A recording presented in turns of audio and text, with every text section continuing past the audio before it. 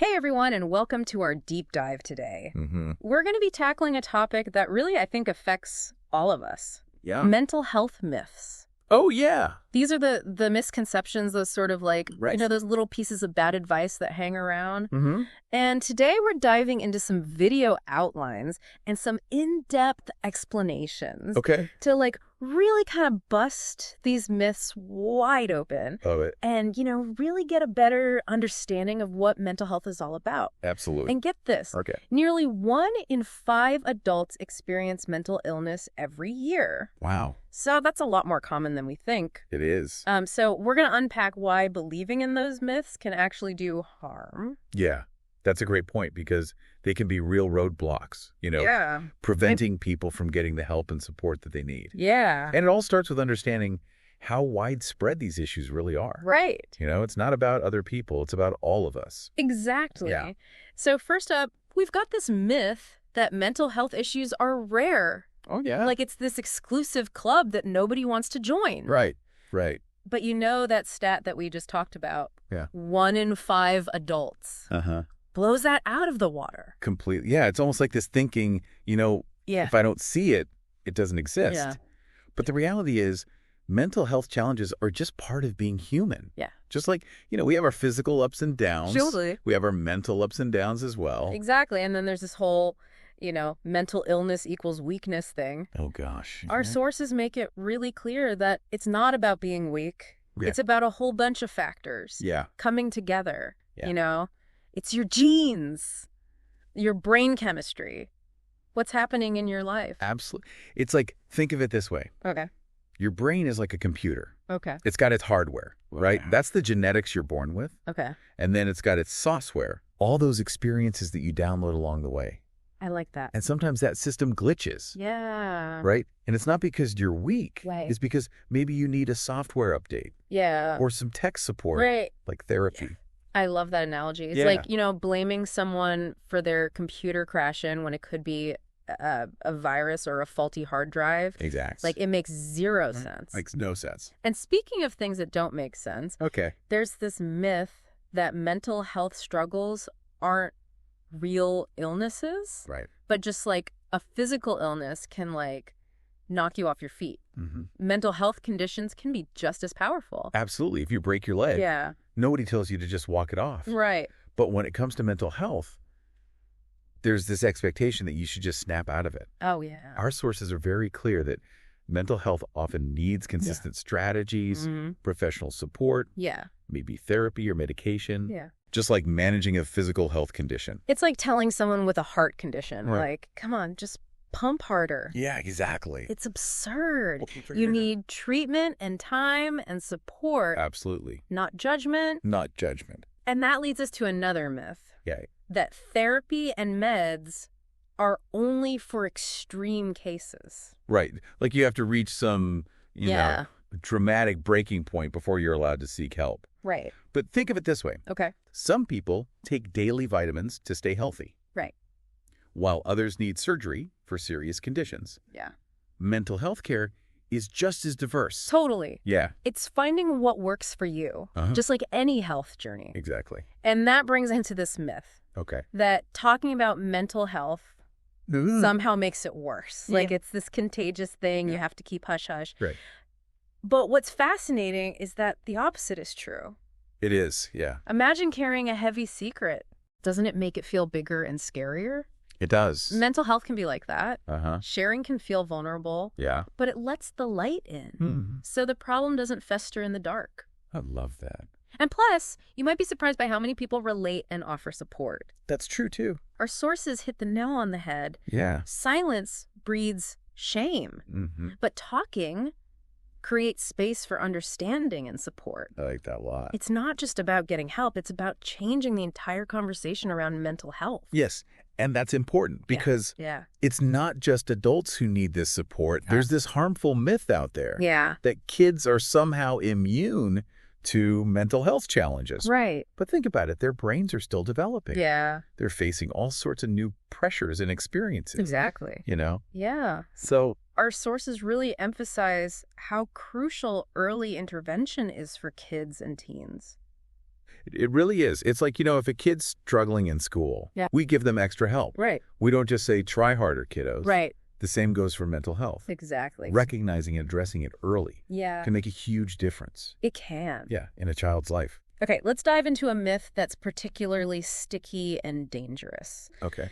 The idea that people with mental health conditions are prone to violence. Ooh, that's a tough one. Oh, this one drives me crazy. I know. It's like watching a scary movie and thinking every character with a mental health difference is going to snap. Right. But the truth is far more nuanced. It is. The vast majority of individuals with mental health conditions are not violent. Right. In fact, they're statistically more likely to be victims of violence than perpetrators. It's so important to break down those harmful stereotypes. It is. Our sources really drive home the point that factors like substance abuse, past trauma, or even access to weapons are much stronger predictors of violence than mental illness. Yeah. It's about looking at the whole picture, not making assumptions based on a single factor. It's about seeing individuals, not labels. Right. And this leads us to another myth that oversimplifies a complex issue. Okay. The belief that depression is just sadness and that everyone who experiences it is completely incapacitated. It's like saying, oh, you've got a cold, just stop sneezing. Exactly. Depression is a serious condition. It is. But it's not a one-size-fits-all experience. No, think of it like the flu. Okay. Some people power through and work from home, while others are completely bedridden. Yeah. It's the same with depression. Yeah. Some people experience mild symptoms and can maintain most of their daily activities, while others might struggle with severe symptoms that impact their ability to function. It's about recognizing that spectrum of experiences within depression. Yes. And understanding that it's not just about snapping out of it. Absolutely. And that leads us to yet another myth. Okay. The willpower myth. As if people could just choose to be well if they tried hard enough. Oh, that's a good one. Yeah. It's as ridiculous as saying just choose to be taller. I know. Mental health conditions arise from a complex interplay of biological, psychological, and social factors. Right. It's not about lacking willpower. It's about seeking appropriate treatment and support to address those underlying factors. So that whole pull yourself together mentality is not only unhelpful, it's completely misguided. It is it's like telling someone with a broken bone to just walk it off. Right. Mental health requires professional care and support. Yes. Just like any other health issue. And this brings us to a myth that can be incredibly damaging. Okay. Especially for those who are already struggling. The belief that therapy and medication are only for severe cases. Right. It's like saying you can only go to the doctor if you're on death's door. I know. Seeking help is a sign of strength, not weakness. Yes. It's about taking proactive steps to care for your mental well-being, just like you would for your physical health. Think about it. We go to the dentist for regular checkups, even if our teeth don't hurt. Right. We get our cars serviced to prevent major breakdowns. Exactly. Why wouldn't we approach our mental health with the same level of care and attention? That's such a good point. And remember, mental health exists on a spectrum. It does. Just like physical health. There are varying degrees of severity, and there's no shame in seeking help. Absolutely not. Whether you're experiencing mild anxiety or a more serious condition. It's about finding what works for you. Exactly. And your individual needs. And that brings us to another myth. Okay. That's deeply rooted in stigma. The fear that talking about mental health somehow makes it worse. Oh, yeah. It's almost as if people think it's contagious or something. Right. But you know what? What? Sharing your experiences can be incredibly liberating. Yeah. It allows you to connect with others, gain new perspectives, and find solutions. Bottling things up only isolates us and makes things worse. Our sources really emphasize how crucial open and honest conversations are for breaking down those barriers and fostering understanding. It's like shining a light on a problem instead of letting it fester in the shadows. Yes. Yeah. Talking about mental health normalizes it. It does. Reduces stigma and encourages people to seek help. Absolutely. And it's not just about seeking professional help. Right. It's also about leaning on your support system, your friends, family, or anyone you trust. Yeah. Sharing your struggles, even in small ways, can make a world of difference. Okay. We've covered a lot of ground here. We have. But there's one more myth I want to address before we move on. Okay. It's the myth that children are somehow immune to mental health challenges.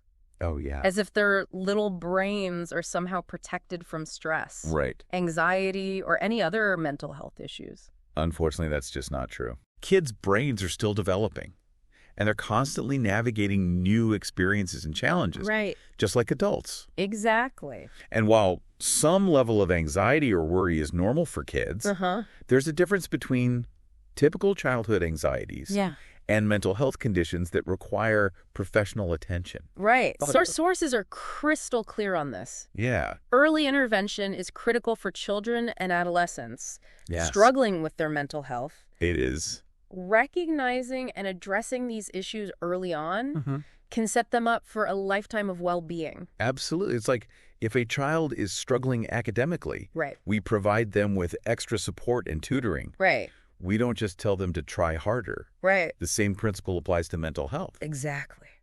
We need to provide children with the tools and support they need Yes. to navigate these challenges and thrive. And remember, supporting children's mental health isn't just about addressing specific problems. Right. It's also about creating an environment. Yes. Where they feel safe, loved, and supported. Absolutely. Where they feel comfortable expressing their emotions and asking for help when they need it. A safe space. Yes. Yeah. This has been a really insightful deep dive so far. It has. We've tackled some tough myths, and hopefully you're already starting to see mental health in a new light. Yeah. But we're not done yet. Stay tuned for part 2. Yes. Where we'll delve even deeper into these crucial conversations. I can't wait. Me too. Yeah. This is good stuff. It is. Welcome back. Okay, so last we left off, we were talking about how crucial early intervention is for kids and teens struggling with mental health. Right. It's like, we don't expect kids to just figure out algebra without any guidance. Right. So why would we expect them to navigate all these complex emotions without the right support? It's all about giving them the tools and resources they need to thrive. Right. And that same principle applies to adults too. Remember that myth about therapy and medication only being for severe cases? Right. Well, our sources really challenge that notion. Yeah, it's like saying you have to wait until your house is on fire to call the fire department. Right. Sometimes a little preventative maintenance goes a long way. Absolutely. And that's where therapy can come in. Yes. It's like having a mental health tune-up. Even if you don't feel like you're in crisis. Exactly. It's about being proactive, not reactive. Right. And just like there are different types of physical therapy for different conditions, there are different approaches to therapy for different mental health needs. So it's not a one-size-fits-all solution. It's about finding what works best for you. Right. And that brings us to another myth that our sources debunk quite effectively. Okay. The idea that mental health is all about willpower. Oh, yeah. As if you could just choose to be happy or anxiety-free. Oh, the pull yourself up by your bootstraps mentality. Yeah.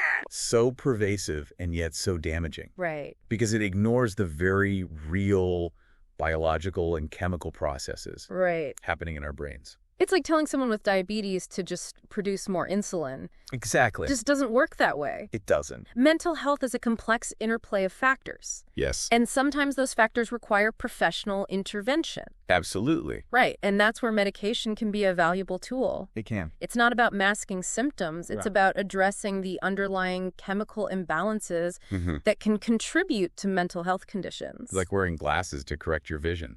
I like that. It doesn't change who you are. Right. It just helps you see the world more clearly. Yeah. And speaking of seeing the world more clearly, let's tackle a myth that's deeply rooted in fear and misunderstanding. Okay. The belief that people with mental health conditions are inherently dangerous. This is one of those myths that really fuels stigma and discrimination. Yeah. And it couldn't be further from the truth. It's like watching a scary movie. Right. And thinking every character with a mental health difference is going to become a villain. Right.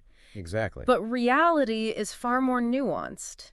It is. Our sources really emphasize that the vast majority of individuals with mental health conditions are not violent. They're not. In fact, they're statistically more likely to be victims of violence than perpetrators. That's right. It's so important to remember that mental illness is not a predictor of violence. It's not. Factors like substance abuse, past trauma, or access to weapons are much stronger indicators. Much stronger. It's about looking at the whole picture. Right. Not making snap judgments based on stereotypes. Exactly. And speaking of oversimplification, Yeah. let's address the myth that depression is just sadness. Okay.